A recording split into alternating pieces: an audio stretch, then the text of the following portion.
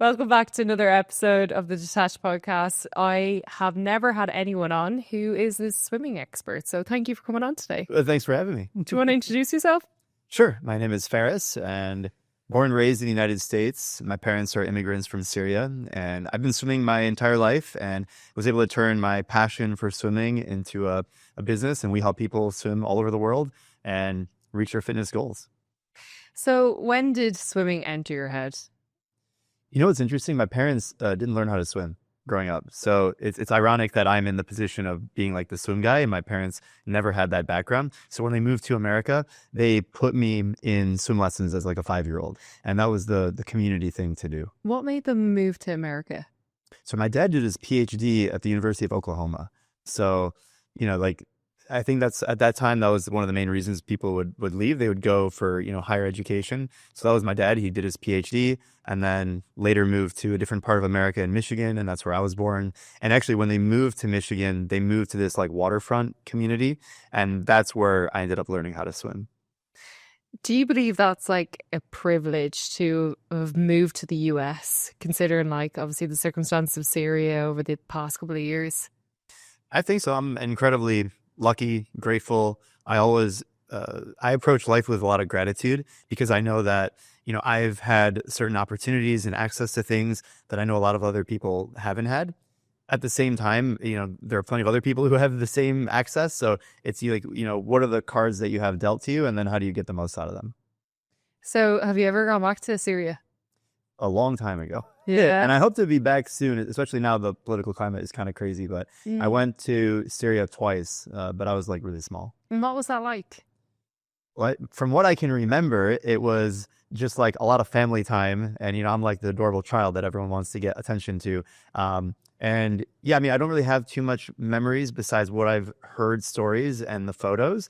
But, it's interesting now, you can stay in touch with people a lot easier than when I was growing up as a child, because now with social media and WhatsApp and everything like that, it feels like there was this period when I was growing up where the family was actually really disconnected, because if you had to, call on a landline and it costed like $3 per minute to have a phone call, and then there's a time zone thing and there's no internet. Now you can stay in touch a lot more frequently. So I feel like actually more connected now with social media and also being here in Dubai right now. So I feel more connected. I do wish that I didn't have a 2-decade gap in the middle there, but it is what it is. And here we are. Do you still have family in Syria? Most of the family is in Syria, actually. Oh, wow. So yeah, we have a few relatives sort of spread out.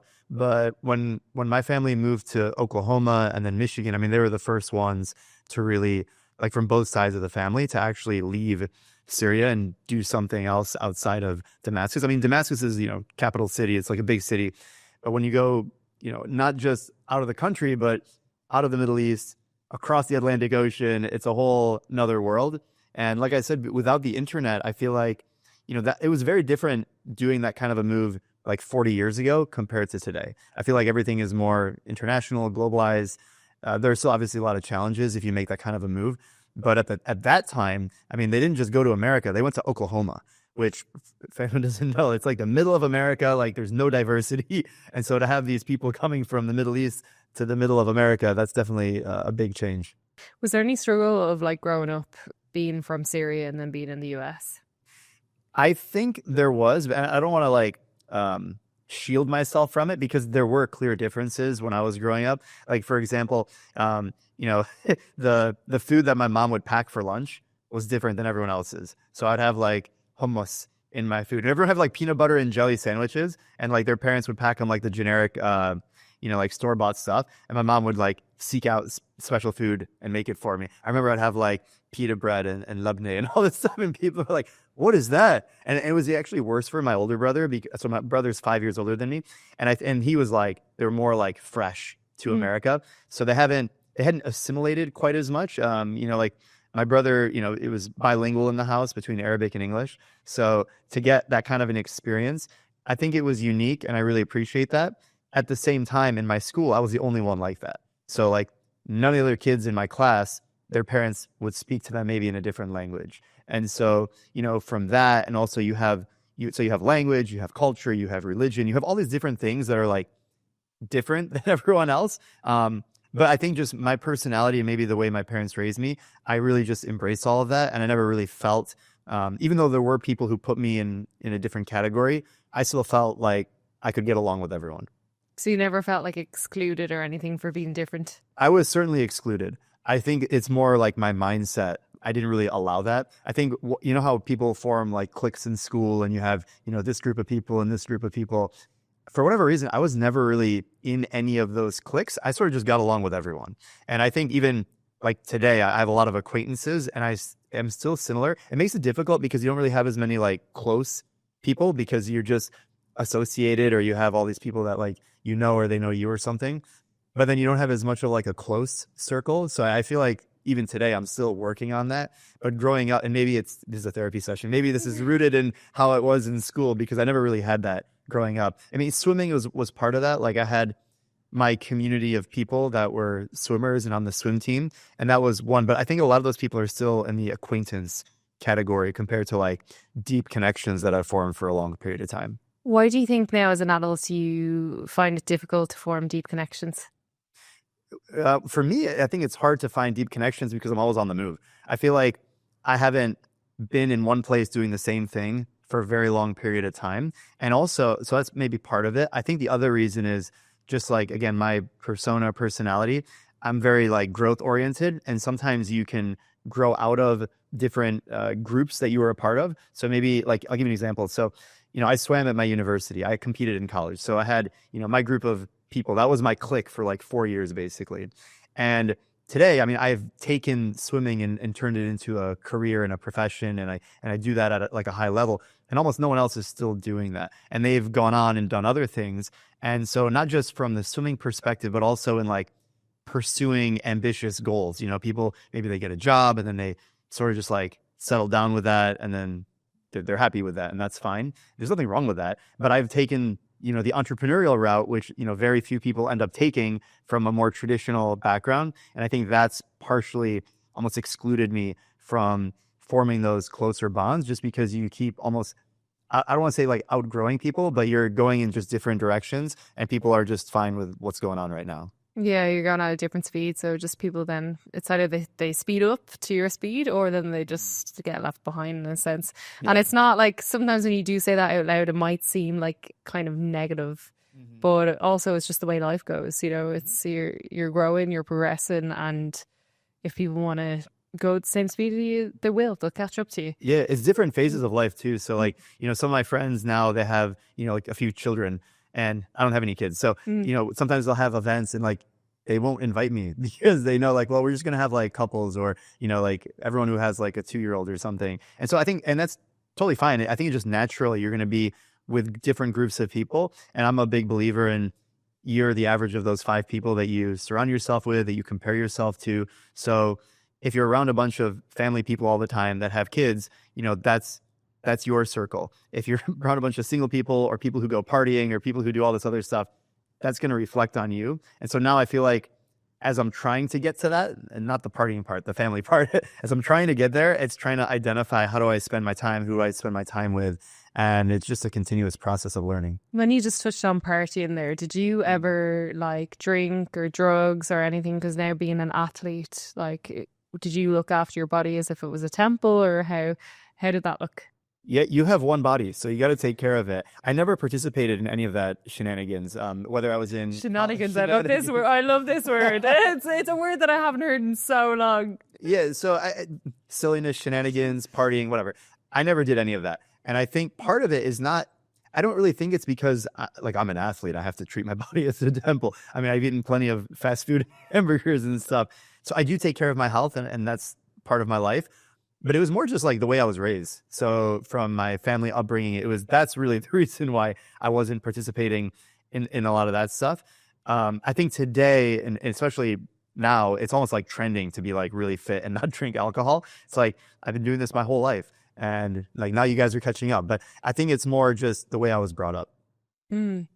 So when you were a teenager, then would you've only participated in sports all the time? Then it was nothing else. It's really just swimming. I mean, I wouldn't even say sports. I'm not really good at anything but swimming. So I did like soccer and different sports when I was 7 or 8 years old. But it was swimming what I actually fell in love with, and I started to get good at swimming. I was never really good at the other sports. And also for my age, like I was relatively young for my grade, and I grew like slower than everyone else. So I was like very small relative to the other kids. So even for swimming, like, people see me, I'm like kind of an average size person. But when I was growing up, I was relatively small. And so in sports, you have a clear advantage when you're bigger than other people and physically strong or whatever. So I didn't really do other sports. It was just swimming. And I wasn't even that intense about it until I got older. I feel like I am way more intense about swimming in the last 5 to 10 years compared to when I was like a teenager. Because when I was a teenager, I didn't even do swimming year round. I just, I did high school swimming, and then I walked onto my college swim team. And that was a huge step up in terms of intensity and time commitment. And I learned a lot of things going through that journey. And then even beyond that, I never thought, like I swam at the Masters World Championship several times. I do all this like crazy stuff that if you were to ask me when I was a teenager, you'd be like, why would I do that? Like, I'm not good. Like, why? I thought that was reserved for like other people. And as I went into more like adult fitness, I started to learn more about all these different opportunities. And now it's a part of what I do professionally as well. What did you fall in love with the most with swimming? I love the feeling of being weightless in the water, and you're completely separated from the world. You can't take your phone with you.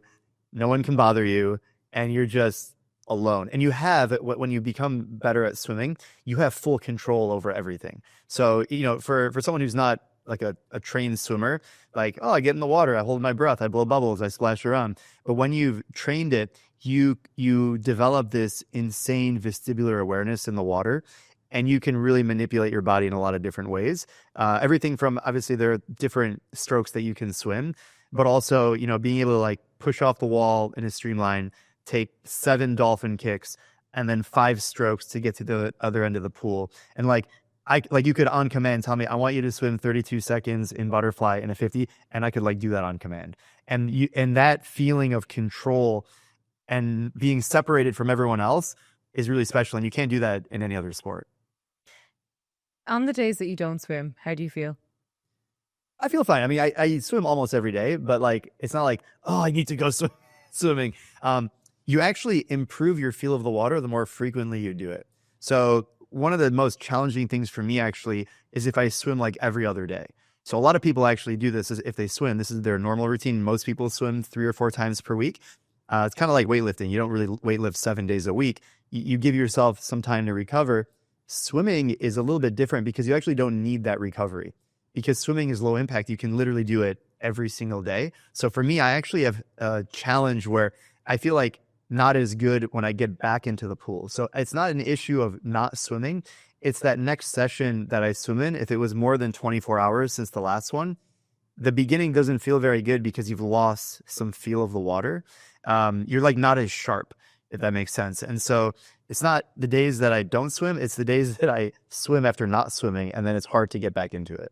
But mentally, how do you feel? Do you think it impacts your mental positivity in some sense, if that's the feeling that you get from it?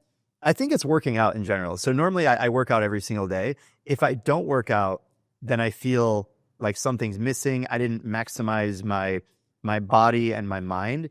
And I think there's something about, I've even looked at like, what's the most optimal way to swim and lift weights and do cardio and whatever. And I actually don't think I do the most optimal thing because I prioritize doing something every single day. Like sometimes it would be better to actually have more intensity and then have a recovery day if I was trying to like put on more muscle. But I don't really like that. Like I want to do something active every single day. So I'm okay being a little bit more inefficient with how I train, especially for like weightlifting, if it means I get to work out every single day. Now, swimming is a little bit different for me. If I'm going to a competition, I'll start to really optimize to make sure I can actually perform, because in swimming, the clock measures everything. So like weightlifting, I'm not competing for like a 1 rep max in anything. So it doesn't really matter how much weight I lift. But for swimming, it does matter. So I will prioritize things differently if I'm training for something. How do you avoid burnout? Because it sounds like you obviously like to work out a lot. Have you faced any parts of your life where you just were like, this is absolute burnout? Yeah, that's a good question. I burned out last year, actually, both mentally and physically, because I took on too much. I was training a lot, but the thing that really burned me out is I was competing too much. So last year, in the first 6 months of the year, I competed in like 8 or 9 international competitions. And so these are like multi-day events. So, if you're not familiar with swimming, basically you can do a race and it's only like 30 seconds. So like how could that burn you out? But if you're doing like 5 to 7 different events in the same competition over like it's like a 3-day window, and you're doing prelims and finals in the same day. And just the mental toll of having to like be really sharp, and when you're competing, you're pushing your body to the max. So what I realized is, as a 30-something-year-old, it's a lot different than being 19 and being able to handle that kind of a schedule. And when I think about how much I competed last year, I was basically competing at the level of like as a professional athlete. But I'm not a professional athlete. Like I'm not that good. So I was burned out. I ended up hurting my shoulder. I ended up breaking my elbow earlier this year. And I was just like physically tired. I was physically not, and mentally also just burned out. So I've learned from that, even though I can theoretically do all these amazing opportunities and, go to these cool events, sometimes I have to say no, because, even though I enjoy most of it, if it ends up meaning I'm going to get injured and just like, being injured sucks. You can't do the thing that you want to do.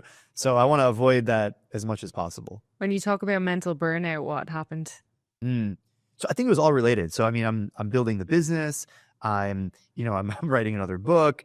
I'm training to compete in all these different things. And I think it was both physical and mental, where I just feel like I was just doing too many things. There's only so many things you can put on a plate. Like, we all have 24 hours in the day. So I feel like I normally try and maximize every single minute of every hour. And sometimes your body just needs intentional time to do nothing. And if you don't give your body that break, your mind needs it as well. So I think from a mental perspective, it was less like I'm really depressed or something. It was more I'm doing too many things, and things are starting to fall apart, whether it's in the business, in people I'm connecting with, or in my body and schedule. Do you think that shows up in other ways, like getting injured, to put a pause in your life when you're doing too many things? Do you think, is it like some sort of message that's trying to come through? I think that's exactly what it is. Yeah. That's exactly what it is. So like, I hurt my shoulder, and it's something I'm still actually working on rehabbing. And if you think about swimming, like if you can't use your shoulder, if you can't use your arm, you're kind of useless in the water. There's really not a lot you can do. And so that prevented me from doing a lot of the things that I wanted to do in the second half of the year. And then even to now, even if I didn't break my elbow, I still would have been not in an ideal position physically. And then that takes a toll on me mentally, because I can't do the things that I want to do for my career as well. So even though I'm not like a professional athlete in the sense that my athletics dictates my career, but I'm still swimming and filming myself swim. I'm talking about swimming in front of the camera. Like I still need to be sharp in swimming to be able to do like my job. And so not being able to do that, having the injury, is certainly a message from the universe saying, hey man, chill out, sit down, take a back seat. You need to fix this stuff before you can move on. You're doing too much. Does swimming dictate your happiness? I don't think so. I think it's part of my happiness, but there are periods of time where, like, I'll give you an example. So a year and a half ago, I did a 30-day travel trip, like a sabbatical, where I went through Southeast Asia, and had very minimal swimming. And I finished that 30 days like the happiest I've ever been in my entire life. And so I think I get fulfillment not just from swimming, because I was still working out. I was traveling, I was seeing the world, I was meeting people. And for me, that's actually probably the most invigorating. Not really swimming, it's just being exposed to different cultures, people, new experiences. And there was a little bit of swimming thrown in there. It's not like I didn't swim, but that was not the priority at all. And I came back from that trip extremely happy. I think a lot of people have the problem of, like, especially when they start a company that they're really passionate about the thing that they're building, they start to tie up their persona with the business. Yeah. And then their success is dictated by the success of the company. And if the company fails, they have failed. I think for me, over the last 10 years since I started my company, I've been able to have a unique personality on my own. And then there's the business. I'm certainly one of the front-facing people of our company and the brand and all that. But I still feel like I'm a holistic human, and I don't really need the company. That's just like one thing that I've been able to create. Have you been able to just figure that out throughout the journey, or have you merged the two together once upon a time and then learnt your lesson the hard way? Or how has that happened? I'm grateful that it hasn't been like I had to hit rock bottom where I realized I have worth beyond my company. I've heard I can't resonate with that story. That I don't think that's really me. I think, Touch wood. yeah, I think for me, I just organically developed myself and the company at the same time.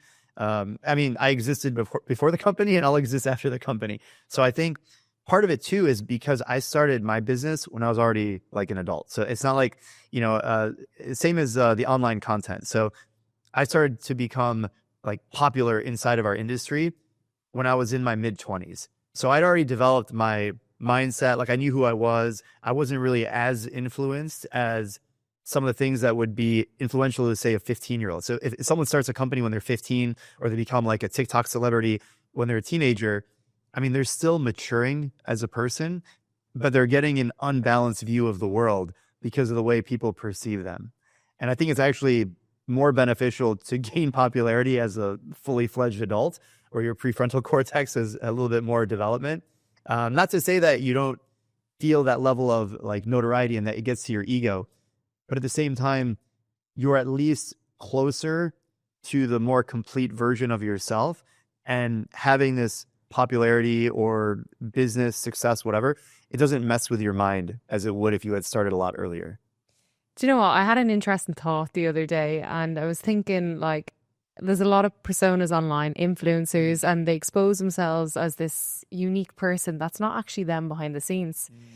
And I came to the realization, imagine these influencers when they have kids and maybe they would leave the world one day. Their kids are going to discover them in such a different light that isn't their father or their mother. And I found this really interesting. So it's such a nice thing to hear the fact that you've just been entirely you during the whole process of building yourself, building your company. Because I think that is really important that you see yourself through as a unique person, an authentic person, because you never know where those videos are going to go when you're gone. Yeah, and actually it doesn't feel right. Sometimes we're trying to do a certain angle with a video or something. It just doesn't feel right. If like, I can't read a script, so I think you can really tell, like you made an excellent point. I think you can identify that based on the frequency and volume of content someone puts out. So you can tell when someone's kind of manufacturing something because they're just not putting out that much stuff. It's very curated. It's very selective. It's very, and maybe they're only showcasing one facet of their life, which is fine. Like you can do whatever you want. It's a free world. But if someone only has a few strategic posts, it could be someone completely different in reality. They're just choosing what to put out. I think for me, and that's very exhausting and stressful because you're putting on a show for when the camera turns on, when you hit record, when the clapperboard goes off. I think for me, I just have so much stuff out there. I'm just trying to be myself. It'd be too exhausting to actually try and pretend. And so I think from my perspective, and maybe this is naive, most people who are putting out like a ton of content all the time, nonstop for the last 5-10 years, that's who they are. Like, it's rare that I see those kind of people and I meet them in real life. It's like, wow, you're nothing like the video. People even tell me, they're like, yeah, you're just like you are in the videos. I'm like, well, good, because I'm not wearing any makeup or like a wig or something. Like, this is who I am. If anything, sometimes people say in real life, I have even more energy than because the camera almost like it tones you down a little bit. Yeah. People talk about like the camera 10 pounds or whatever, but like, I think actually being on camera, if you're not comfortable, it makes you more like monotone. And I don't know if it's like the pressure of being, right now we're in a studio, but it's like the pressure of having the camera on. Sometimes it makes it hard for people to actually be who they are. And I think the more reps you have of being in that environment, it doesn't have to be on a camera, but just like maybe speaking in front of other people, you become more comfortable with who you are and what you're going to say. Did you ever feel nervous about public speaking? I was terrified of speaking in public. Incredible. Which is quite a story because now people see me and they're like, oh, this guy's so confident in front of whatever he does. Yeah. I was terrified. In high school, we had to give, presentations. I remember for one of my classes, I was like 16. I was about to throw up. Like I had to give, like the semester end presentation and I was not prepared. I didn't rehearse. I didn't know the content well, what I was going to say. And so that added to the anxiety. And I remember just delivering the presentation and it was so bad on so many levels. And that makes you feel worse while you're giving the presentation, knowing that you're not doing a good job. And I think the reason why I was able to go from like a horrific experience to at least somewhat being more confident is both repetition of like the more times you do it, the more comfortable you're going to get. And also surrounding myself with other people who are doing that regularly and just seeing like, oh, this is like a normal person. Like they're not any different than me. So if they can do it, I can do it. And then actually the third area is I feel way more comfortable speaking about things that I know what I'm talking about. Mm-hmm. So I would feel like I still get nervous. Like everyone has nerves and that's good. It means you care about something. But if I'm speaking on something that I know, or if I'm speaking about myself, it shouldn't be that hard because if I'm authentic, there's no reason, like, there's no wrong answer. Like I'm just speaking from within. And I think the nerves come when you are more concerned with what other people think of you, which means you're losing some level of authenticity anyway. Yeah. Because if you're truly being authentic, you don't care what anyone else thinks.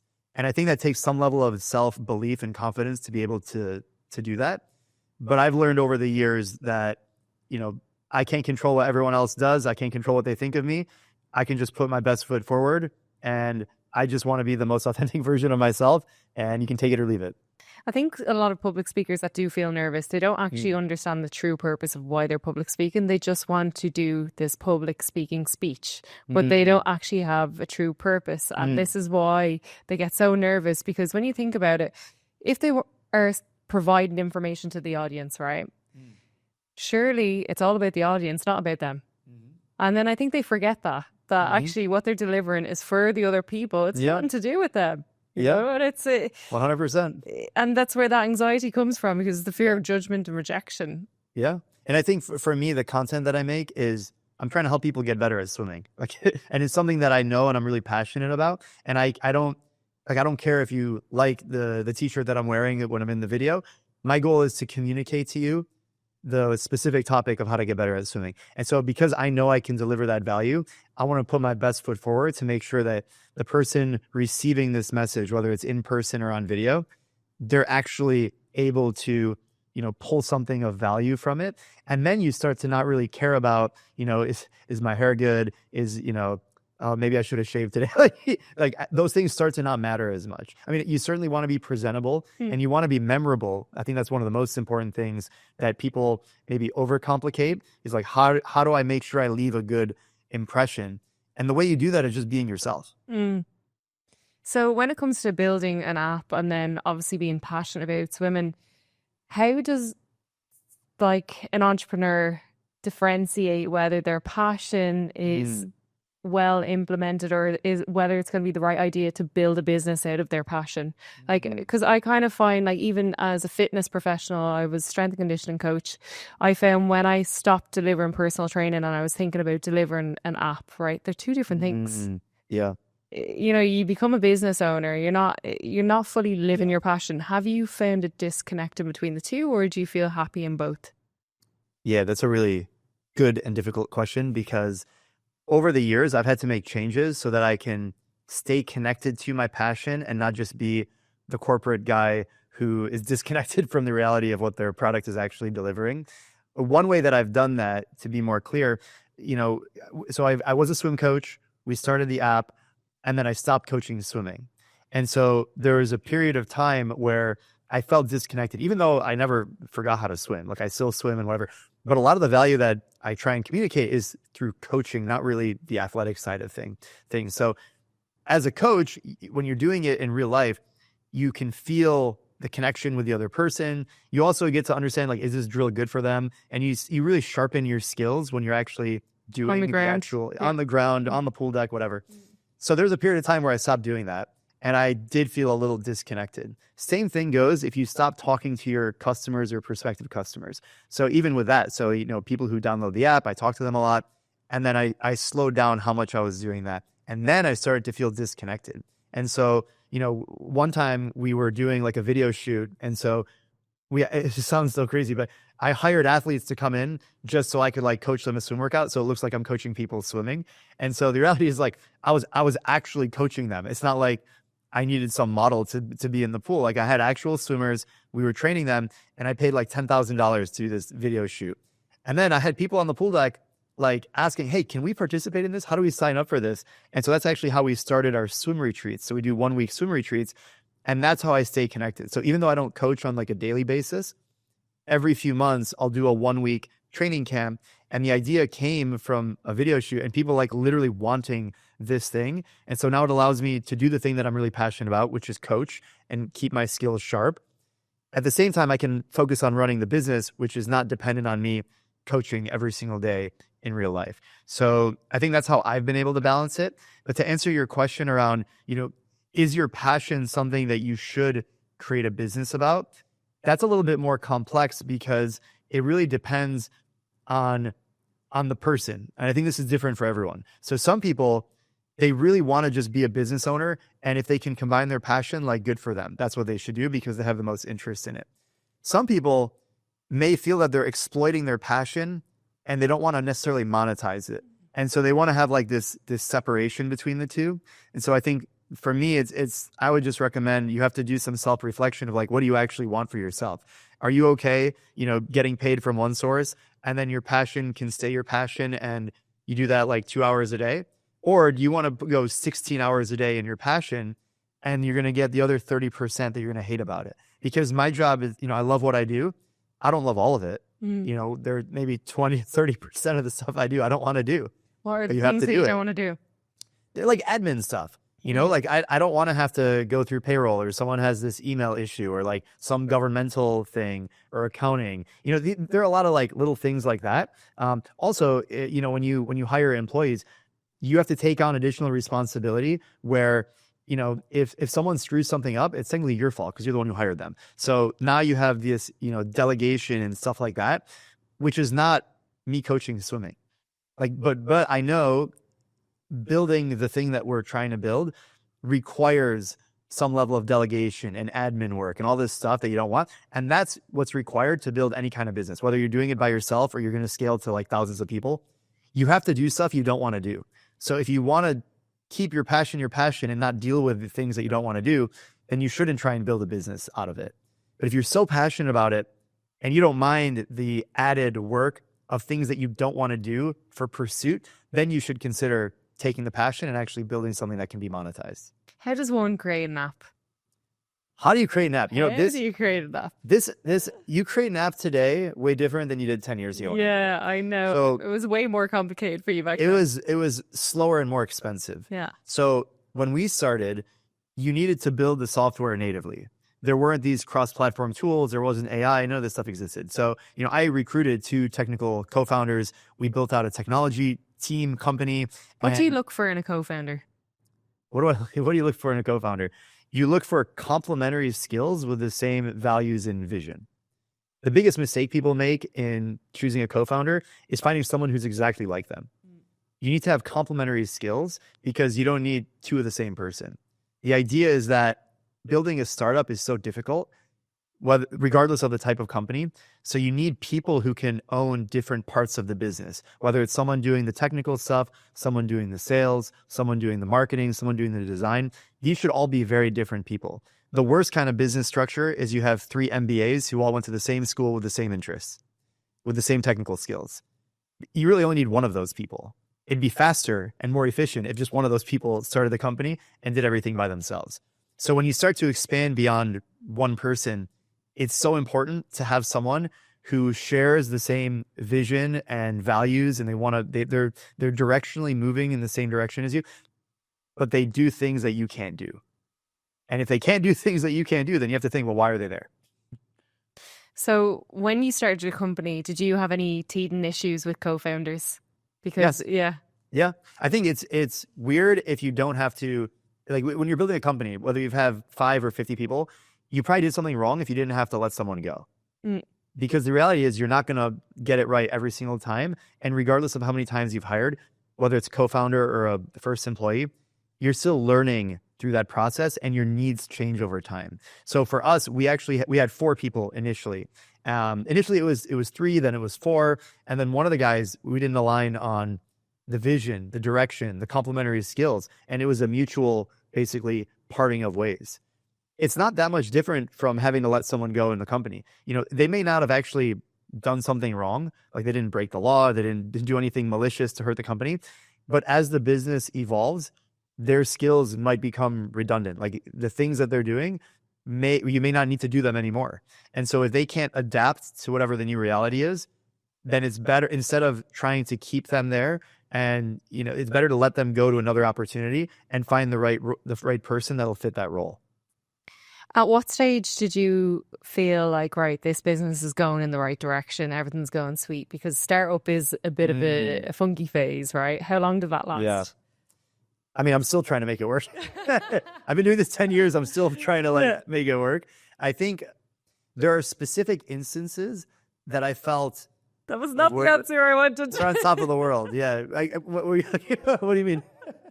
I wanted like the funky phase to like end after a short while, and then you're on the trajectory.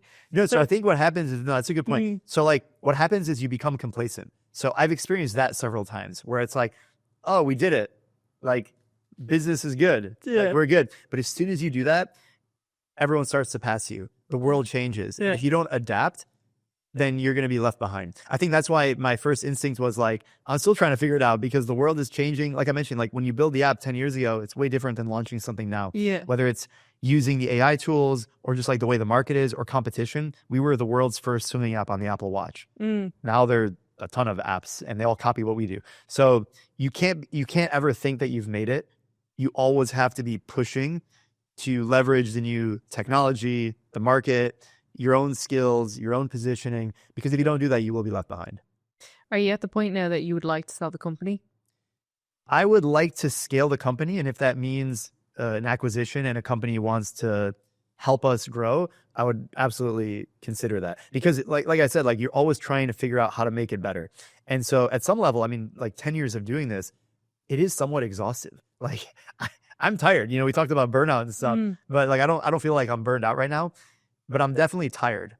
And my energy level, even though I have a lot of energy to what we're doing, like the intensity and the focus was higher 8 or 9 years ago. There's no question about that. I was willing to, pull all-nighters. The funny thing is, I pulled all-nighters for my company. I never did that in school.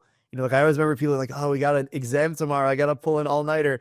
I never did that. The only time I've ever done that is like in the business world after school. And so like now I really wouldn't be doing that just because I have more experience. So I never really put myself in a position where like I kind of screwed myself over where I have to do that. I would be, because I'm the founder, I would be willing and able to do that if necessary. But I don't really want to do it. Whereas I would have jumped at the opportunity to do that 8 or 9 years ago. So I think if there's the right partner, we would look to sell the company if we can scale it out even further. Have you had any dark moments during the growth of the app? Dark.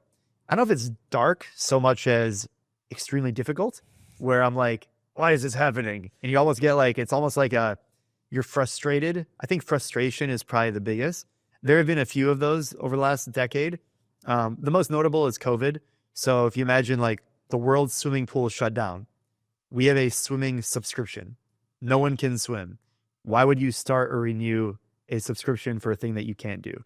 So that was, and it kept on getting worse actually, because like COVID wave 2, and like they're going to lock down everything again. And in different parts of the world had different restrictions, and pools were open here and not open here.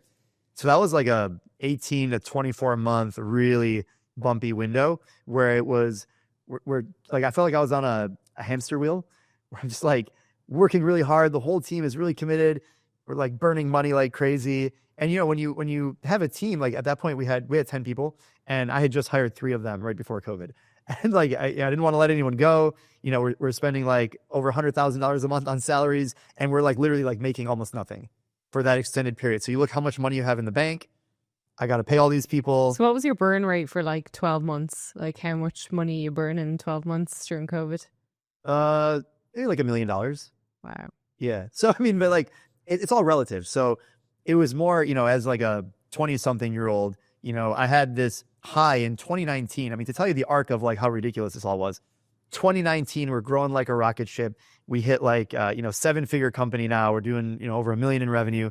I just hired 3 more people. We're named App of the Year by Apple across all app categories for the Apple Watch. And so I feel like I'm on top of the world. Like we're talking about the emotional roller coaster here. So like everything's good. We hire some people, and then this COVID thing happens, and all the world's pools completely shut down. And now I'm just burning a ton of money, and I'm trying to be like the fearless leader out in front. Meanwhile, I'm not necessarily panicking. I'm just really frustrated that nothing is working. And, you put a lot of pressure on yourself because, if you're the leader of the thing, it's on you. When things do well, it's like, good job. When things do bad, it's also your fault. So trying to play that self-accountability and not let the chaos of the world. I mean, you turn on the news and everyone's like, the world is ending. There's going to be like 5 years of this, like all these businesses are going to shut down. And then in America, you're trying to apply for like these different funding opportunities to get this. And so that was a really frustrating period. I think that's probably the most damaging in terms. You asked about like the darkest period. That was probably the most frustrating. There have been other blimps where you feel like, why is everything going wrong at the same time? But I think you get stronger from each of those. And sometimes, you can't get out of these things. Like there were several times where the business, if I didn't do anything about it and it extended long enough, we would have shut down. We wouldn't have a company anymore. But I think that's part of the ride of entrepreneurship is like stuff will not work until it works. And if you can stick with it, as long as you're focused on iterating and trying to change something, if you just sit around and just let life happen to you, then yeah, nothing's going to change and you will shut down. But I think, there's this expression from Y Combinator where, startups die when the founders give up. So like there's always a way to make something work. It's just a matter of how long do you want to keep pushing to make that thing work. Did you have any business mentors or any sort of people that you'd look to during these like difficult times that weren't within a company? Yeah.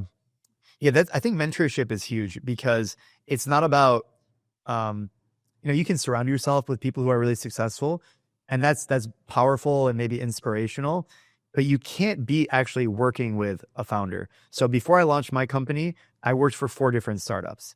So 2 of them were VC backed, tech companies. One of them was a nonprofit. One of them was a physical company. And so what type of companies were these?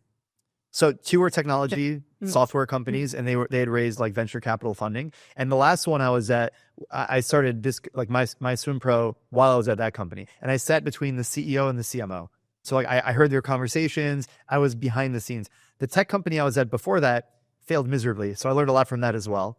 And then the one before that was like a nonprofit, and then the one before that was a physical product. And so they're all very different in a lot of different ways. But like just being in the environment of like actually working and building with the person who started the company, that is the most valuable experience that anyone can get. So if anyone wants to start a company, like find a way to position yourself immediately next to the person. And also, because there are a lot of like, I don't want to say bad entrepreneurs, but there are people who are not really invested in it. And so like saying someone has like this cute little thing over here and they sometimes pay attention to it, that's not who you need to surround yourself. You need to surround yourself with people who have actually built something. And maybe this is the second or third time that they're building something. So they have a proven track record, or for whatever reason, you believe that they are going to make it happen. And so by the closer proximity you can get and the more contribution you can have towards their specific, idea or business, that is worth way more than any academic degree that you can get, any YouTube video you're going to watch, any podcast you're going to listen to, just like being in the trenches and seeing it happen. Do you think if you didn't have that experience of all those different companies that you'd work with, would you be sitting on the same success that you have today? Absolutely not. There's no way. I think it's very rare for people to like build something, and they may not have had the background that I have where they like worked at other startups, but as they were building, they surrounded themselves with those people. So today I still do that. So even though 10 years ago, the world is very different. So even though I'm not actively working at some other company, now I have to bring in the mentors, or like I have to actively pursue them. So, I go to masterminds all the time. In a week, I'm going to Spain to go to a mastermind. I've been to masterminds in Dubai. And so some of these are like relatively big investments. So, you're spending money on coaching and consulting, because it's one thing to watch the YouTube video or listen to the podcast. It's another to actually like put yourself next to them and actually get the feedback and like show them your data and be like, these are our numbers, how can this work? And now, because, we're in the app space, I reach out to other app founders and I share notes. Like we talk about, how many downloads we're getting, the download conversion rate, retention metrics. And so that's the best learning you can get. I think it's pretty much impossible for someone to build something and not have those touch points. It's extremely rare to be able to pull that off. How useful has Dubai been for you for these touch points? It's good. I think Dubai is amazing because it brings together people from all over the world who are trying to improve something, some aspect of their life. They want to scale their business. They want to start a business. They're attracted to the palm trees, whatever it may be. There's something that's bringing them here, but it's probably in some way a different and better enough environment than where they came from in some regard. I'm not saying Dubai is like the best place in the world, but if you're trying to build a business and you want to be around business people, it's one of the best places in the world to do that. So I think like I've attended multiple masterminds in Dubai and other places. And yeah, it just brings together people who have a shared interest. You know, it's not for everyone if that's not what you're looking for.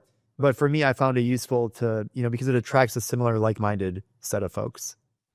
If you were to look back on your old self before you built the app, what kind of advice would you give him? Before you start to build? Yeah. The best advice I would give myself is to make decisions more quickly. Because, like, I'll give you an example. We launched the app in 2015. We don't start a subscription until 2016. So we went a full year of not making any money. I didn't get paid. The app, we were making no money, literally. Then we launched this subscription, and we also have investment. We raised $50,000 from an accelerator. And so now we started making money. Now we're a real business. So it took us a full year to become a real business. And then after that, you know, the implementation of new features, you know, customer discovery, all that stuff, like knowing what I know now, we do everything a lot faster. And I think this is true. Like anytime you talk to someone who's built anything, it's like, oh, I could have made decisions like way more quickly. Where do you think the slowness came from? Was it out of fear or, fear of making mistakes? Or why do you think you were slow? Yeah, I think there is a fear of making mistakes. It's also, you don't know what you don't know. So you think you need to do all of these different things before you can take the next step. When in reality is you just be better off taking the next step, see what happens, learn from that, and then go from there.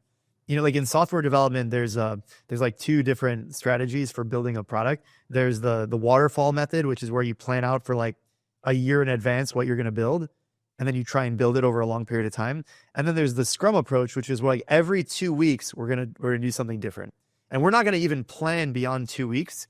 Like, you know, people make, oh, my New Year resolution. Like, yeah, these goals are fine, but the path to getting to that goal might be completely different than what you initially planned. So I think you don't know that until you do it. So the reason why we took a year is because we thought we needed to do all these different things to position the app where we could add a subscription. When in reality, on day one, we could have just had a trimmed down version of that. And then we would have learned so much more quickly. And the business would have been a lot bigger than it is today. But because we had like a year delay almost. And every step after that has been delayed to some level. Everything takes longer than you want it to. So like in anything in business. But I think now I'm trying to push myself of like, it's good enough, ship it. It's good enough, ship it. I take that approach for everything, for the company, for my books, for videos. It's like, it's good enough, ship it. So if you were to build a business now from scratch, what would be the things that you would do now that if you were to rebuild the app? I would go to profitability immediately. So the big mistake that we made was we waited a year until we made any money. So we didn't have any real expenses because it was, you know, sweat equity. But I would, from day one, how do I make this profitable? Because that is your gold star. If you think about like, what's the point of a business? The true point of a business is to increase shareholder value. So if you're a company of one, if it's your business and you're the only person, well, you're the only shareholder. So you need to make sure that you are generating a net income and not overly focused on revenue. So like we had been in the past overly focused on revenue and we were losing money. And so because we had raised external funding, you can kind of like get away with that. So that's how I can afford to lose like $50,000 a month. But that's not sustainable for most businesses for any period of time. So from day one, I would think, what are the unit economics? Like if this is the revenue, what are the expenses? What is the cost to fulfill? And then what is the net income? And I would think about it from that unit economic factor, whatever the offer was that I'm launching. You know, I'm kind of in a privileged position now where I could theoretically just invest a ton of money and like lose a ton of money up front. But I know from experience that you're better off building a profitable machine in the beginning, and then you scale that over time. And people could say, well, what about this business? Like, sure, there are differences in different kind of businesses, but I would focus on unit economics from day one. If you were to create a new business now, what are the most important people within the business? Like I said, people who are complementary to you. So if you're going to start a business from scratch, you need to immediately find people who will complement what you're trying to do and align on your vision, and make sure you're upfront with the direction that you're trying to go. Because sometimes people would think, oh, that's a great idea. Like, oh, I could probably help you do this. But if you're building a company, you don't want help. You want people who are committed. They're going to be invested. It's why, if you're building a business in like a partnership, you got to make sure you talked about equity and like who owns this business. Like otherwise, you're better off just being a solo founder, and then you contract everything out that you need. So you're maybe going to be the face of the brand or whatever, and you want to build an app. So you don't need to bring on a co-founder, especially today. You can just contract out, or, using all the tools, either build that yourself or hire someone to build that for you. And that's one extension of the tree. Another branch of the tree would be like legal. Yeah, I got to set up my business. Does it mean you need to go hire or bring on a co-founder that's a lawyer? Like, no. And I actually had a friend that she was looking to build a new business, and she was like, yeah, so I want to bring on like a lawyer as a co-founder and an operations person as a co-founder, and we'll all build the company. And I was like, no, it sounds like you're building the company and you just need to contract 10 hours of work to this one person.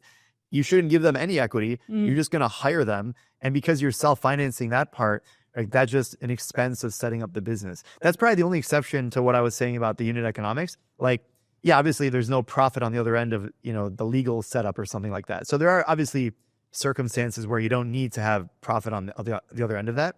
But I think if someone's starting out, it's like, it should just be you. Talk to your customers, figure out what they need, build it. And if you can't build it, bring in someone that can help you do that. And if they're the same person as you, they're the wrong person to help you. So we've talked a lot about business there, and I feel like you're very passionate, you're entrepreneurial, and you seem super busy. Do any of your family or your friends ever say that you're doing too much? Yes. But sometimes it's like, who's saying that and why? So like sometimes people will look at what I'm doing and they'll say, oh man, you've got like 5 different things going on. Like, do you feel like burned out, or, how do you manage all of it? And the reality is I feel very in control of my schedule. I built my life in a way that I have a lot of flexibility. So I know that through experience now, you can only do so many things. There are only so many people in your life that can actually, have those connections with, operate business, fitness, whatever it may be. And I do know that in like my next chapter of life where, I want to have a family and stuff like that, I'm not going to be able to still do all the stuff that I do. Like I've been launching like a book every single year, I'm doing all this world travel, fitness, business, podcasts, all this fun stuff. Like that's cool. I'm not going to do all of that. Something's going to take a back seat. And I think just having the awareness of that is why I'm very careful of who I listen to when they say that. Because sometimes someone's like, man, I don't know how you do all that. Like you got to tone it down.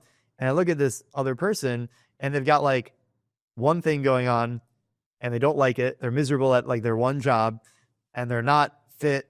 They don't seem very happy. Like I authentically feel like I'm in a great place. So I want to be careful with how I take that feedback, because it can actually like mess with your psyche if people are telling you all these things, but you genuinely feel happy doing what you're doing. So I don't think it makes sense to divert from that if you yourself feel confident in your direction.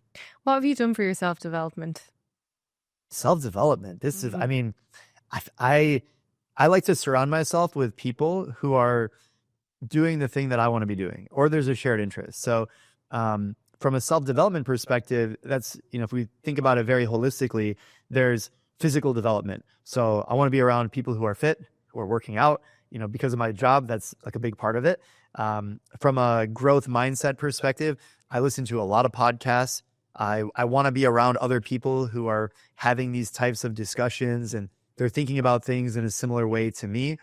I want to see the world because it's a very limited perspective. If I have a more diverse perspective than a lot of people in America, but it's not as diverse as a lot of people I've met in Dubai, for example, where they speak like 5 languages. They've lived in like 7 different countries.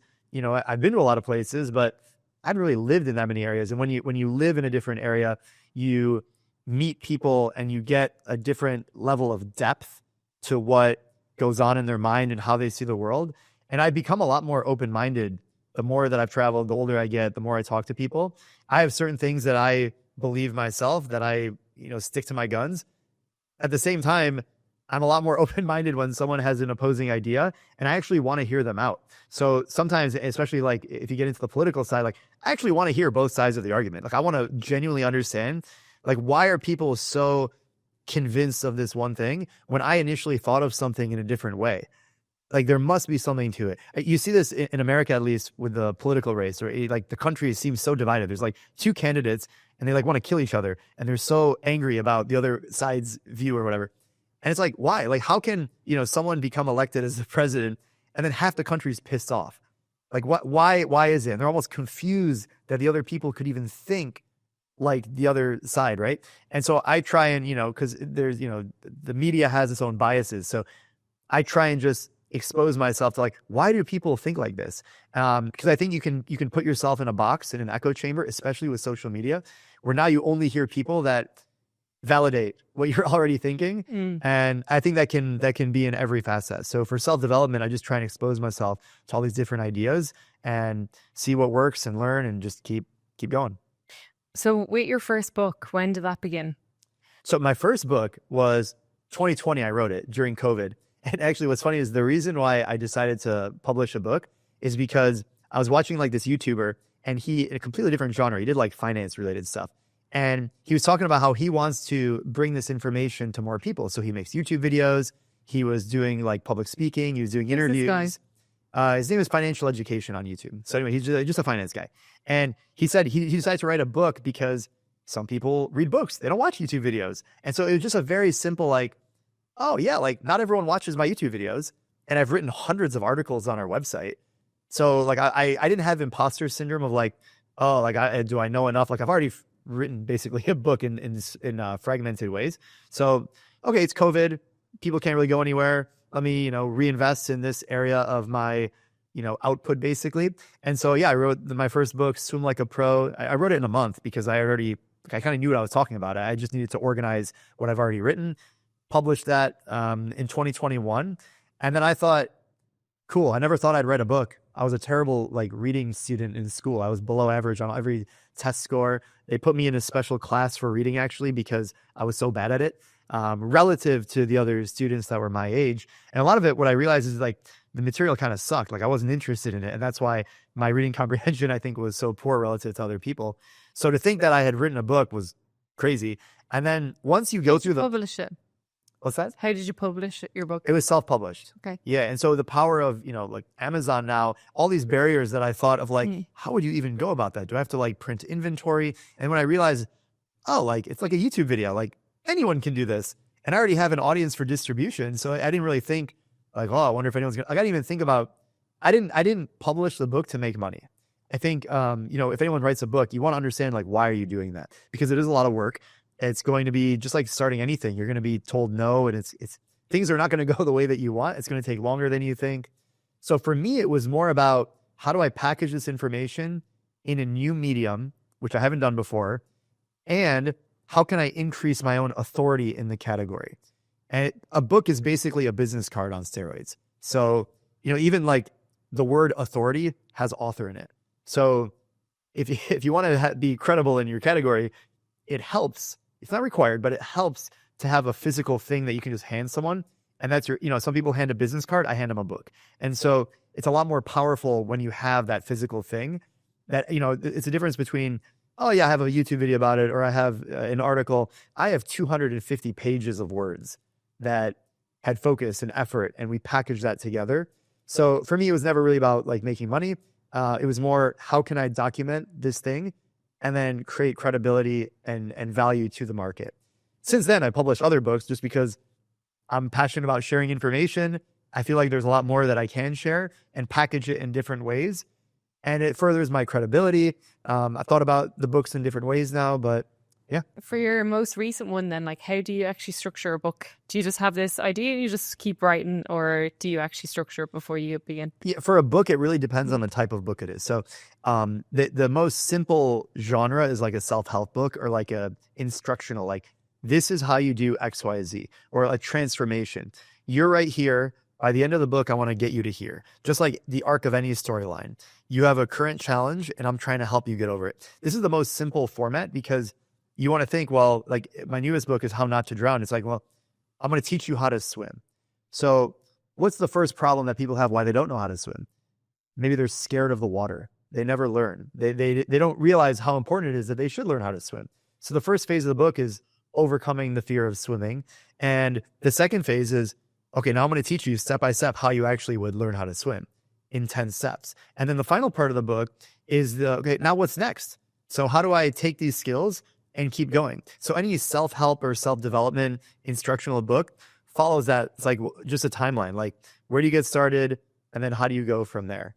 I think it's a little bit different if you're doing like a romance novel and you have to do like character development. The way you create that is a lot different. But if anyone has an idea for a book, you need to create a mind map. So it's like, okay, here's the idea. And let me write all the other ideas that could go. So if it's a romance novel, these are the characters and these are the themes and these are the lust and whatever you want to throw in the romance novel. For me, it was a swimming book. So it's like swimming, nutrition, weight training, technique, butterfly. And so you start to organize all this stuff and then you condense it and then you create an outline and then you just get writing. The hardest part is the first step, just getting started. So How Not to Drown, have you had any really scary situations in the water?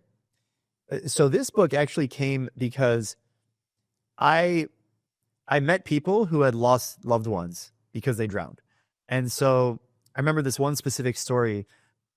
When I meet people, I get one of two reactions when they find out what I do. It's, oh, that's so cool, swimming. Like I haven't met someone who's a swim coach. Like, oh, you travel around swimming. Like, that's cool. Good for you. Or the other side is, oh, I don't know how to swim. I'm terrified of the water. My son drowned. My husband drowned right in front of me and I can't swim and I can't save them. Or like, I want to learn how to swim because I want to protect my girlfriend. Like I've heard all of these things. And so it got me thinking like, wait a second, my parents can't even swim. So last year I taught my mom how to swim. And so that was just another like thing where like I can help a lot more people. You know, it's great. I really enjoyed that experience of teaching my mom how to swim. And it gave me more confidence to think, even though I focused on the competitive side of swimming, 1 in 2 people can't swim. And so this is a massive problem. This is like a global, you know, people are dying every single day from that specifically. So it's like, okay, well, how do I help more people reduce their fear of the water and learn how to actually swim and make it more approachable? And that's what I did with this most recent book. I can't wait to read it. Yeah, I hope people can enjoy it. So I have one last question to ask you. What would you detach yourself that is limiting you today? What can I detach from?